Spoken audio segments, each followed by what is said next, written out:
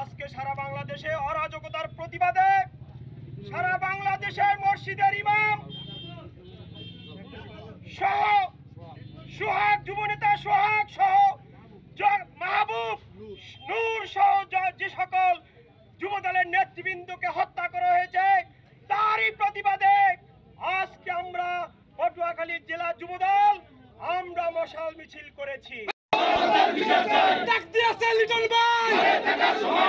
সারা বাংলাদেশে বিএনপি ছাত্রদল যুবদল জাতীয়তাবাদী শক্তির উপরে হামলা করছে জামাত শিবির থেকে শুরু করে আজকের এনসিপির নেতৃবৃন্দরা নতুন একটি দল তারা আজকে সারা বাংলাদেশে অরাজকতা সৃষ্টি করছে।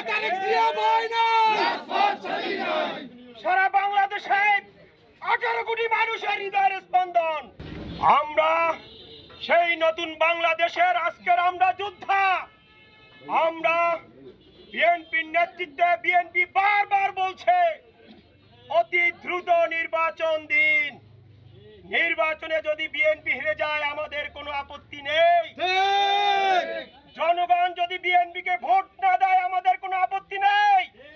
আমরা জনগণের পাশে আছি, আমরা জনগণের সাথে আছি, জনগণের সাথে থাকবো। কিন্তু নির্বাচনকে বানচাল করার জন্য কিছু মহল সারা বাংলাদেশে অরাজকতা সৃষ্টি করছে, আমাদের নেতা কর্মীদেরকে গুলি করে হত্যা করছে, রক কেটে দিয়ে হত্যা করছে, মসজিদের ইমামকে হত্যা করছে। আমরা এর তীব্র প্রতিবাদ জানাই। চাই আপনারা এখনো চুপচাপ কেন? আপনারা যদি এইভাবে থাকেন বাংলাদেশ জাতীয় দল ঐক্যবদ্ধ আছে। আমরা আগামী দিনে এই বিচারের দাবিতে ঐক্যবদ্ধভাবে আন্দোলন করব ইনশাআল্লাহ। আজকের এই মশাল মিছিল এখানেই সমাপ্তি ঘোষণা করা হলো। আজকে যারা উপস্থিত হয়েছেন